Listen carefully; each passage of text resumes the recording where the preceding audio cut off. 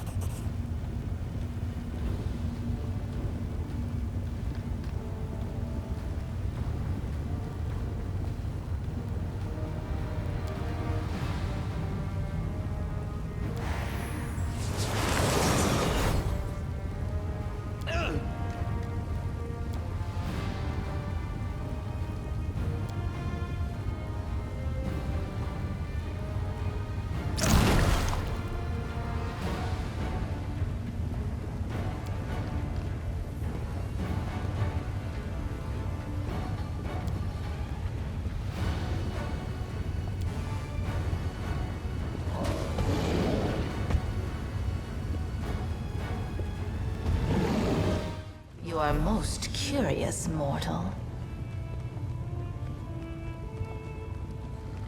I am the one whose attention you have been seeking for so long. I am Nocticula, ruler of the Midnight Isles. Yes, your arrival in Alashanira was quite impressive. Rumors have reached me even here, behind my locked gates and my wall of valiant guards. Rumors of a remarkable Galarian taking my Alashanira by storm. You have my permission to enter the palace. Go there and wait. I will arrive when the time is right.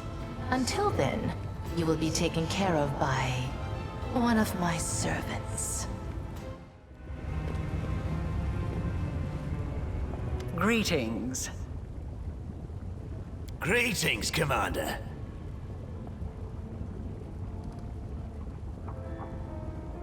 The Suture is my servant. I did not expect him to rush into the abyss after me, but I have allowed him to remain with me while I take care of some business. However, you asked what I am doing here. I bring answers. You have walked a long path, one where shadows constantly flicker at the edge of your vision, and questions multiply like flies above carrion. It is time for answers. At least, some of them. They'll never see me coming.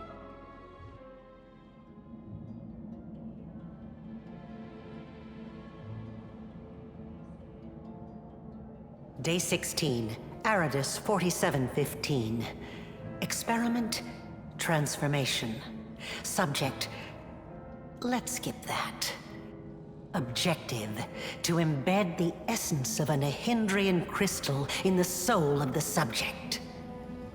Expected result, the essence will coalesce with the subject's soul, which will ready itself for total transformation, triggering the concomitant powers.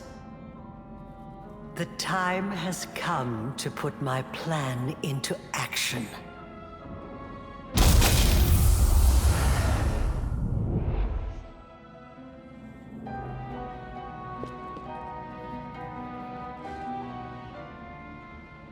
You are my creation. Your power was my gift. Now you know.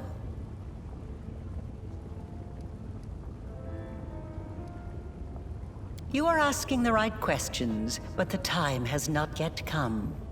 Ah, such special memories. Remember the laboratory, do you? I told you back then. Go on, look around. See all the ones Lady Aurelia worked on. Here with us is definitely the place for you. Your power is of the same kind as that of Nulkineth, Jerrybeth, and the other demons that you have met. The power of the Nahindrian crystal dissolved into the blood lies within your soul. I have already hinted at this to you once before, when I left the essence along with the lexicon of paradox in my old laboratory, and ordered the suture to make sure the gift found its way into your hands. But there is more. Do you remember when you were taken to Canobris with a wound that would not heal? Do you remember how Terendelev apparently healed you? That was merely an illusion. The dragon was only able to temporarily dull the pain. In fact, it was I who saved you, when I came to you in the caves and implanted a crystal within you. No, saved is not the right word. Your wound is still not healed. That is why your wound weeps blood from time to time, every drop of which burns your enemies. Oh!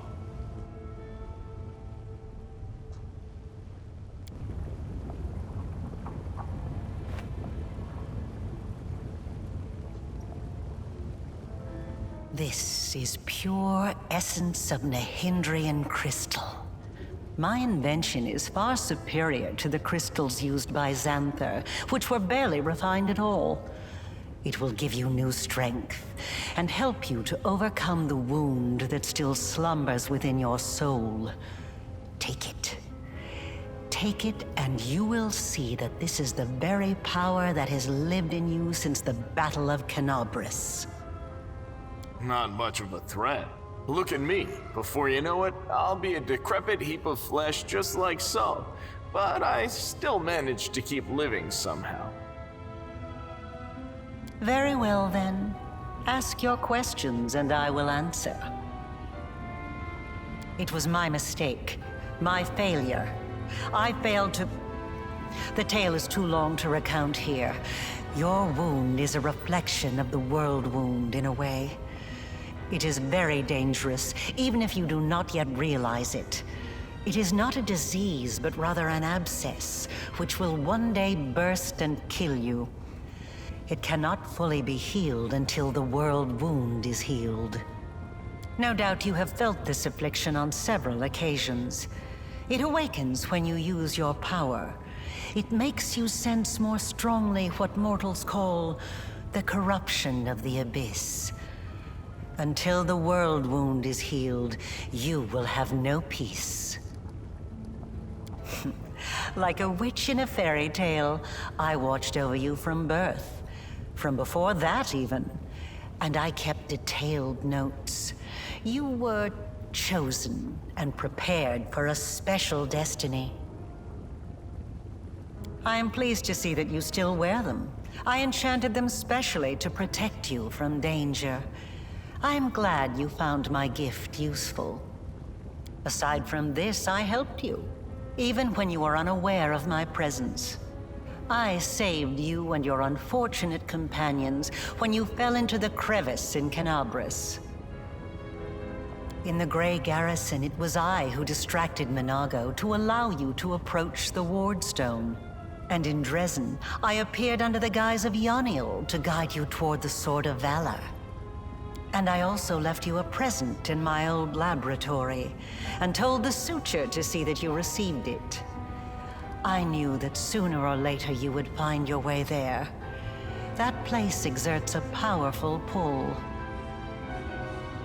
They are not my masters, they are a resource. You always have to sacrifice something. I wanted you to go to the laboratory to see with your own eyes what I had been doing and what I am capable of, so it would be easier for you to accept the truth. The laboratory is the place where I prepared your ascent. And the Suture was the only one who I could trust to execute my plan and explain everything. After all, he too once experienced rebirth at my hands. And that is why I was willing to risk his life. I see I am not the only one making observations and drawing conclusions. You are analyzing me. That is commendable. Nahindrian crystals are formed from the solidified blood of demon lords. Their properties are not well known, even among the inhabitants of the Abyss. And there are reasons for this. Acquiring the blood of a dead demon lord is very difficult. After a demon lord dies, their body is instantly absorbed into the Rift of Repose. Only the Lady in Shadow knows how to kill them in a way that allows her to preserve the bodies of her fellow lords and transform them into a solid state. That means that Nahindrian crystals cannot be obtained anywhere other than the Midnight Isles. Or rather, it was impossible until recently, when I managed to experimentally obtain a crystal from the blood of a still living lord. You saw the result. A dagger made from Discari's freshly shed blood, which I left for you in Canobris. As regards the use of the crystals, that is a discussion that would take time, a very long time. Someday I will finish my groundbreaking treatise on the transformation of Nahindrian crystals, although it is unlikely I will ever publish it. Not just any creatures, demons and half-demons. The soul must have a stable connection with the Abyss in order for it to receive the power of the crystal. Experiments involving tieflings and mongrels failed because the voice of the abyss was not strong enough within them. I wasn't a demon either when I started. But there are always ways to circumvent, or even to override the laws of the universe. I changed myself by knitting my soul together with the essence of the abyss. And I changed you. Do you remember the fits of rage that began shortly after Discari's attack on Canabras? This is how the second half of your soul manifested itself. Not yet fully aware. Not yet awakened. It's a pity you did not choose to let your demonic nature take hold. The result would have been most impressive. All those arrogant crusaders, those knights with their eyes ablaze, those pious priests. They have installed at the head of their magnificent army a scion of the abyss, the creation of the architect of the world wound, whom they so revile. Both, and neither. I have served both Discari and Baphomet, and not merely as the lowest in the pecking order. But I do not think you'll be surprised when I tell you that to me, both of these mighty lords are merely convenient temporary sources of power. And their time is almost at an end. But the Lady in Shadow is different. She is the preeminent ruler. Soon you will understand this for yourself. Yes, because I taught Xanther and the other servants of Baphomet and Discari the earliest version of this transformation ritual. I spent decades perfecting it until I obtained the power that I gave to you. Power in its most purified form, cleansed of the filth and chaos inherent within the original blood of the demon lords. Your power is as pure as thrice distilled water, but it resonates with other powerful sources of supernatural power, such as the Sword of Valor. And your power can change. You must have realized this already. You have shaped my gift into a form that you yourself have chosen. You are seeking answers, trying to understand the crux of the matter. That is good. Patience. Before we continue, I want you to receive your power.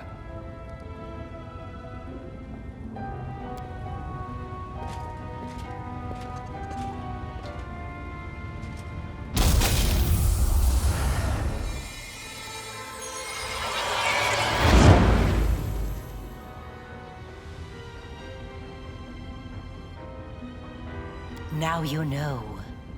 You truly know.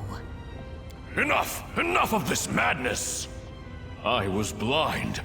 O Lady of Heaven, how blind I was. I saw holiness in the half-fiend's creation. All your valiant deeds, your resistance in the face of temptation, it was all a deception?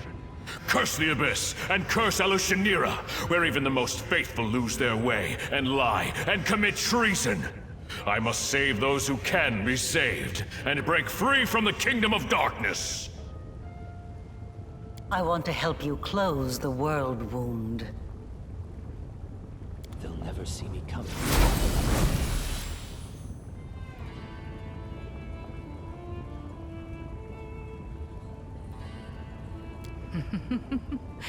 You were about to say, we are going to close the world wound, weren't you, Aurilu? I see no reason to continue deceiving this mortal. Now I am convinced that he is quite worthy of serving me. I will even reward him with a modicum of knowledge about the events in which he is about to take part. Have I told you to bow down? Trust me, if I need you to do something, I won't leave you guessing. You will know my desires immediately, and you will know just as swiftly why fulfilling those desires is in your best interest. I have had my eye on you for a very long time. You see, it was at my behest that Lady Vorlesh imbued you with such incredible powers. But I was curious to see your worth as an individual, not as Lady Vorlesh's creation.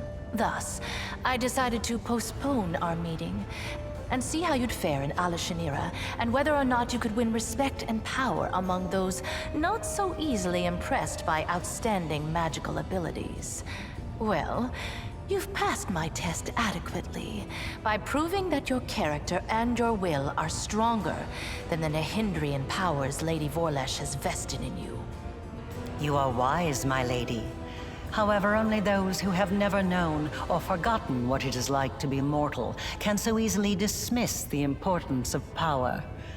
To be someone whose life is fragile and can be cut short at any moment, like a candle snuffed out by a gust of wind. It is a shame your angel has left you, mortal. I would have liked to talk to him. I don't expect I will get another chance, as that celestial buffoon's days are numbered. The herald of that upstart goddess? Here. Yes, although his defenses were quite intricate. A commendable precaution on his part, as word of the hand of the inheritor descending once more into the abyss reached the Echo of Discari almost immediately. Mind you, vindictiveness and guile have always been among his best qualities. Perhaps you don't know everything about me yet, mortal. Perhaps you made the same mistake as many before you, and many who were more insightful and more powerful than you, by presuming to know what to expect from the Lady in Shadow. He is a strange creature, a bespoke creation, so to speak. Long before the world wound was opened, Discari, that little cricket, was seeking a way to have some fun on Galarian and assert his influence there. One day, he decided to gather a few strong mortal followers, fuse them together into one being, and pump that being full of his own power, in the belief that something worthwhile would come of it. That is how the Echo came to be. To the great dismay of both the Echo and the Lord of Crickets, the Echo was greeted by Eredin, protector of humankind. Eredin gave the Echo such a thorough thrashing, the whole abyss thought him dead. And yet he was not. Cricket, the younger, is alive and well, though I cannot say the same for Eredin. But the Echo remembers his humiliation still. He hates anything and everything related to Eredin, especially his inheritor, Iomade. Her heralds, her priests, her temples. He would hate Iomade's pet pug, if she had one. Envy, humiliation, ego. The usual playthings of little boys from all planes and realities. The Echo suffered more than one defeat, first at Eredin's hand, then under the onslaught of the forces of heaven. Those routes taught him to attack his enemies by stealth, boldly and often, killing and crippling anyone close to the light-bringing goddess. Now, it seems, he has decided the time has come. The Herald of Iomade himself is in the abyss alone, without a retinue of lesser angels. He's an interesting little bird, that angel. Before he became the Herald of Iomade, he served Regathiel, the General of Vengeance. I've always found the fate of that Imperial Lord to be quite fascinating. Did you know that the father of the Upper Plains' top military leader was a devil from hell? Regathiel had to achieve many feats to redeem his unholy legacy in the eyes of the other Imperial Lords. But he did. A remarkable tale, is it not?